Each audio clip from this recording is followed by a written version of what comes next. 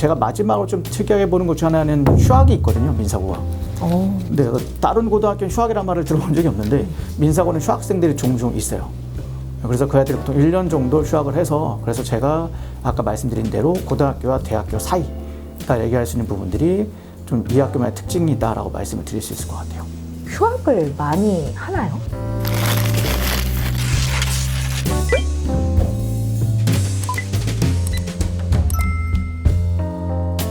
네, 안녕하세요. 오늘은 파인만 학원이 특목고 자사고 전문학원이라는 인식을 확고하게 해준 민사고와 외대부고, 그리고 이제 한화고와 상산고, 이렇게 학교 설명을 저희 이제 파인만 고입 전문가분들 모시고 해보려고 하는데요.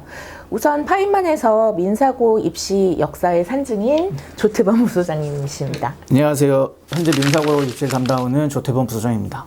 저는 분당에서 특목고 자사고 전체 입시를 맡고 있지만 특히 인기가 높고 합격자 비율도 높은 외대부고에 대해서 주로 이야기할 엄보영 소장이라고 합니다. 또 대치에서 특목고 자사고 전체 입시를 잘 알고 계시지만 오늘은 서울 지역의 수시 절대강자 한화고랑 정시 절대강자 상산고의 학교 설명을 해주실 이수봉 소장님도 모셨습니다. 안녕하세요. 입시 탐구 엔터테이너 이수봉입니다.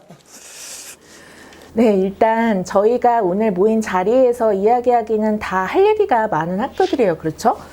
네, 그래서 오늘은 심플하게 민사고, 외대부고, 한화고, 상산고에 대한 이 학교의 가장 큰 장점, 자랑 두 가지씩 이야기를 해보려고 합니다. 구독자 여러분들께서 이 학교에 대해서 앞으로 다뤘으면 하는 주제가 있으시면요, 댓글로 남겨주시면 다음 영상 제작 때 참고하도록 하겠습니다.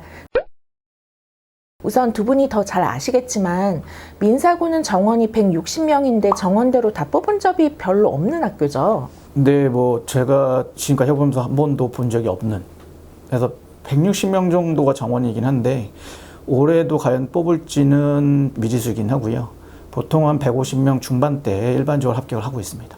대체로 한 150명 중후반 정도 이제 최종 합격을 하는데 파인만에서 보내는 학생이 한 80명대에서 90명대 초반 정도까지 보내고 있으니까 확실히 좀 시그니처 학교인 것 같긴 하네요. 그죠? 네. 또 외대부고 역시 정원이 350명인데 파인만에서 제일 많이 보냈을 때는 102명, 평소에는 60명대에서 80명대 정도 보내니까 그래도 우리가 흐름을 이야기하는 데는 데이터가 부족할 것 같지는 않습니다. 일단 우리 민사고의 핵심적인 장점 두 가지 조태범 부소장님께서 말씀해 주세요. 우선 많긴 한데 일단 제가 생각했던 두 가지는, 우선 하나는 이제 자율성하고 학생들의 자율성과 그다음에 성장이고요.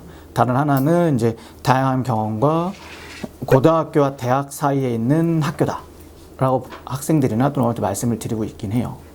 일단 첫 번째 이유를 말씀을 드리면, 민사고는 말 그대로 학교 전반적인 생활 자체 학생들이 스스로 결정을 하고 그에 따른 책임과 결과들을 얻어가는 부분이 있다 보니까 3년간에 얼마큼 본인의 의지에 의해서 학교 생활을 할 수 있냐에 따라서 좀 많은 상황들이 달라지고 결과도 많이 달라지고 있긴 하고요. 그러다 보니 제가 입시하면서 알고 있던 중학교 3학년 때 모습과 실제 1년, 2년 그리고 3학년이 되고 졸업했을 때 모습과 많이 다르거든요. 그래서 가끔 놀라기도 하고 이제 어머니들 말로 철들었다 라는 이야기를 좀 많이 하는 부분이 있긴 하고요. 두 번째, 다양한 경험이라는 얘기는 아마 서울 지역이나 경기 쪽에서는 이 아이들이 도대표로 체육대 같은 거 나갈 일이 없잖아요. 민사고는 강원 도민체육대를 나가거든요. 거기서 뭐 우승도 하고 올해도 아마 좀 여러 개 우승했었는데, 이러한 이제 지역 내 활동들도 꽤 하고 있지만 별도로 이제 민사고에서 가장 제가 볼 때 특이점이라 할 수 있는 것들이 이제 비전 트립이라고 하는 수학여행인데, 미국에 있는 뭐 관광뿐만 아니라 여러 아이비리그 학교들을 방문하고 그 안에 현재 민사고에서 졸업 후에 학교에 그런 학교에서 뭐 재학 중이거나 또는 이제 교수님이 계시는 분들이나 선배들을 만나서 실제 민사고 이후의 어떤 비전들을 많이 보고 경험하고, 제가 마지막으로 좀 특이하게 보는 것 중 하나는 휴학이 있거든요, 민사고가. 근데 다른 고등학교는 휴학이란 말을 들어본 적이 없는데 민사고는 휴학생들이 종종 있어요. 그래서 그 아이들이 보통 1년 정도 휴학을 해서, 그래서 제가 아까 말씀드린 대로 고등학교와 대학교 사이가 얘기할 수 있는 부분들이 좀 이 학교만의 특징이다라고 말씀을 드릴 수 있을 것 같아요. 휴학을 많이 하나요? 네, 하죠. 그게 여러 이유가 있긴 한데요. 아무래도 기숙사 생활을 함에 있어서 어려움이 있거나 아니면 부족한 공부를 더 채우려고 하거나 뭐 이런 재수라는 느낌보다는 휴학 후에 진로가 좀 더 고민하는 아이들도 있긴 해서 그냥 이유 없는 휴학보다는 충분한 고민하고 숙고해서 결정하는 부분들이라고 보시면 돼요. 주로 어느 학년에 휴학이 가장 많이 발생하나요? 보통 1, 2학년 아, 인데 1학년 때가 일단 좀 많고요. 그다음에 2학년 가서는 이제 진로에 대한 고민이 좀 깊은 아이들이 덜어 있긴 하죠. 네.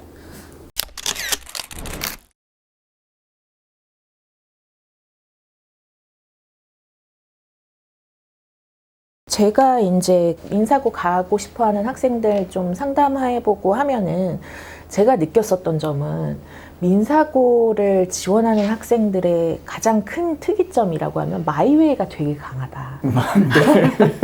그리고 완전 민사고 매니아.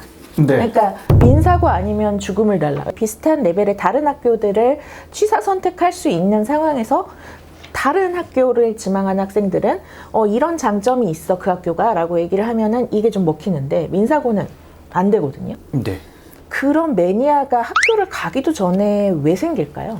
우선 상담해 보면 일단 어릴 때부터 그런 학교 내 교육 이념이라던가 어떤 수업적인 프로그램, 그러니까 활동들에 대한 다양성 아까 말씀드린 이런 부분들이 좀 아이들한테 많이 이제 좀 영향을 미치는 것 같고 또 하나는 이제 민사고 내 이제 캠프니 GLPS를 다녀오면 많이들 바뀌죠. 신봉자 비슷하게.